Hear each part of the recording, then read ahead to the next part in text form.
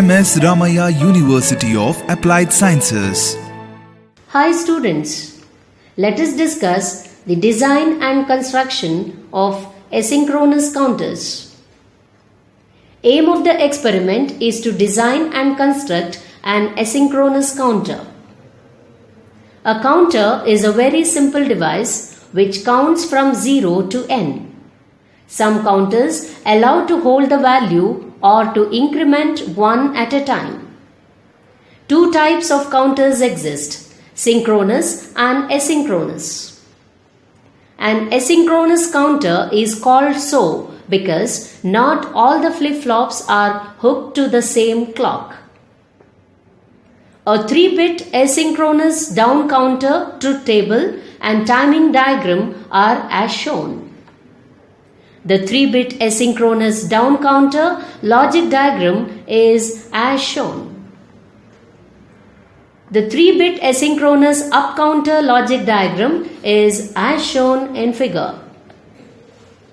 The apparatus required for this experiment are trainer kit, connecting probes, JK flip-flops. Procedure for verification of asynchronous counters. The truth table and a design of asynchronous counters are given. Realize this circuit on your board by using logic circuit. Connect inputs and outputs correspondingly.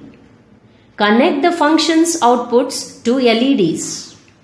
Verify input bar output relation, that is truth table of counters. Conclusion. The functionalities of asynchronous up and down counters have been verified experimentally. Hello students, name of the experiment is Design and Construct Asynchronous Counter.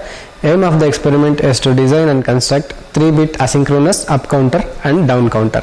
So now the operators required for this experiment are digital IC trainer kit. So this is the digital IC trainer kit which we are using to perform the experiment.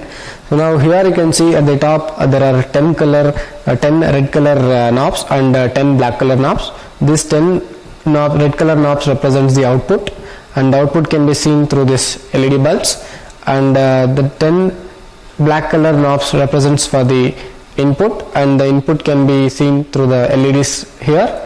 And this inputs can be varied by varying the toggle switch which is at the bottom of the each input knob.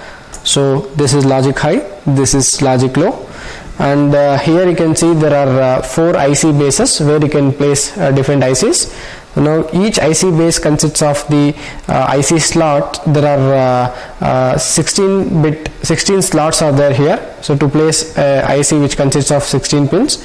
So now here in this experiment we are using 7476 IC which consists of 16 pins. So therefore all the slots will be occupied by the IC, and these knobs which are there at the IC base represents the each slot of the IC base, and there is also VCC and ground which is there to power up the IC there and the IC base. And here there are 5 clock signals of various frequencies: 1 Hz, 10 Hz, 100 Hz, 1 kilohertz and 10 kilohertz. And also you have a mono pulsar here. This is for positive edge trigger, this is for negative edge trigger. So here we can use either mono pulsar or standard clock signals for this experiment. And here you can see there is a continuity tester to check the patch cord continuity. So by placing the patch cord here, if we get a beep, so that means the patch cord is working fine. So in that way we can check the patch cord's continuity here. So this is about the digital IC trainer kit.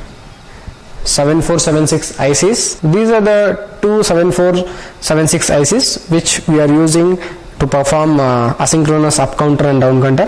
Both ICs are 16 pin ICs and patch cards which we are using to connect the circuit. Now let us connect the logic circuit based on the given logic diagram. Before connecting the logic diagram, let us check the continuity of the patch cards by placing each patch card into the continuity tester. So take the patch card So turn on the power supply of the digital IC trainer kit. The LED bulb is on, the power supply is on now. So now we have to place each patch cord into the continuity tester. There is a beep noise and LED is on, that means this patch cord is working. So this test is performed for all the remaining patch cord in a similar way. Now let us place the IC into the IC base. Make sure while you are placing the IC into the IC base, the notch at the IC should be always at the upward direction. Here is the notch, so therefore I am placing it in a upward direction. So place it into the IC base and close the lever. Make sure the IC is not coming out. Similarly, the another IC I am placing into the second IC base. It's a 16 pin IC. After placing it, close the lever. Let us connect the logic diagram. So according to the given logic diagram, pin number 1 of 7476 IC is connected to the clock pulse. I am selecting a mono pulsar, so I have connected here. And pin number 4 and pin number 16 are shorted, and from that it is connected to VCC. So VCC is here. Then pin number 15 is connected to pin number 6, and pin number 9 and 12 are shorted, and from that you have to connect to VCC, that is here. Then pin number 11 is connected to pin number 1 of the second IC base, that is 7476 IC, and pin number 4 and 16 of second IC base is shorted, and from that it is connected to VCC here.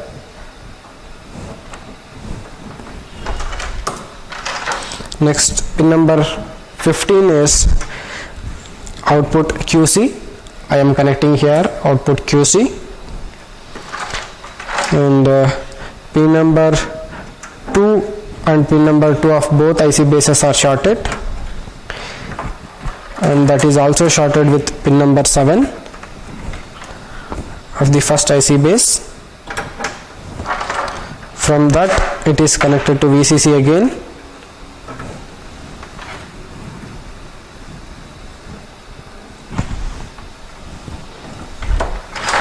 pin number 3 of the first IC base and pin number 3 of the second IC base are shorted. From that pin number 8 of first IC base is shorted. So from there it is going to VCC. So I will connect here.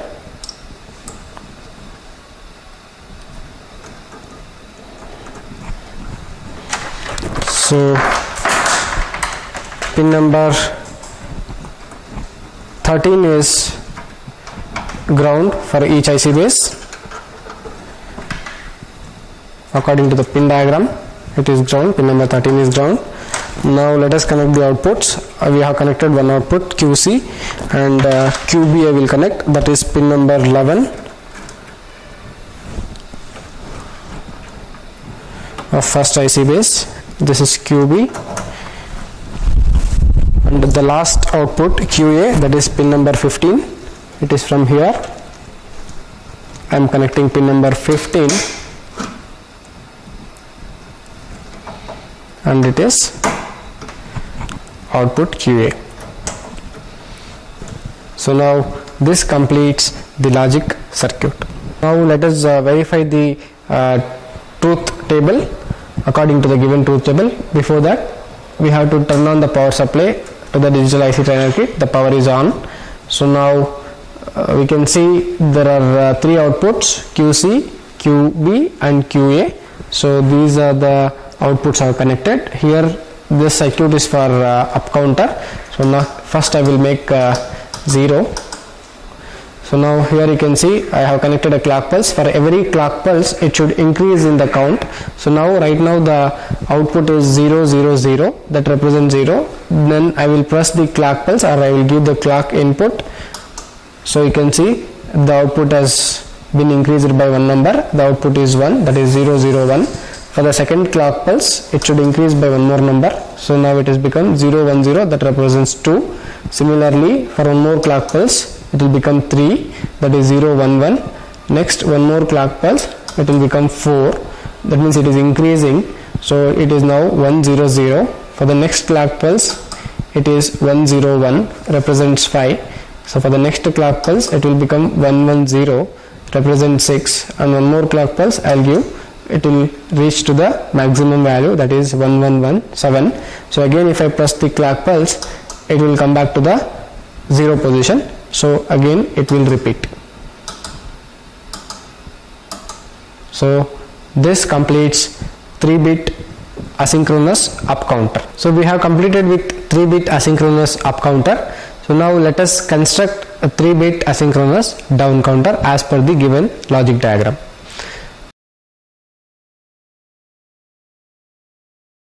So now the connections are similar to the 3-bit asynchronous up counter, only 2 pins has to be changed. Now let us connect the 3-bit asynchronous down counter. The connections for the down counter is similar to the up counter, only 2 pins has to be interchanged. So that is pin number 15 is connected to pin number 14 and pin number 1 is connected to pin number 10. So remaining outputs everything will be same, only I have changed pin number 1 to pin number 10 and pin number 6 to pin number 14. So this completes the construction of the down counter. Now let us verify the truth table according to the given truth table. So for that we have to turn on the power supply to the digital IC trainer kit. The power is on now and these are the 3 outputs. It is the down counter, QC, QB and QB. So for every clock pulse the count has to be decreased by one number. Now you can see the output is 1 1 1, that means it is 7. For the next clock pulse it should become 6. So let us check it. So I am giving the clock pulse. You can see the output has been decreased by one number from 7 to 6, that is 1 1 0. For the next clock pulse it should decrease by one number again. So it has decreased to another one number. So for the next clock pulse again it has become 4. Next clock pulse it will become 3.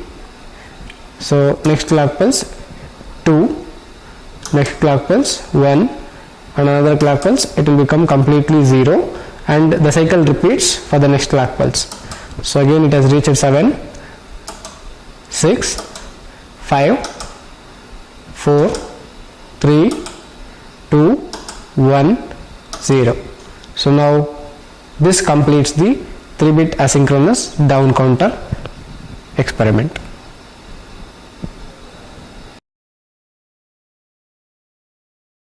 At MSR UAS, we spark your imagination unlike any other.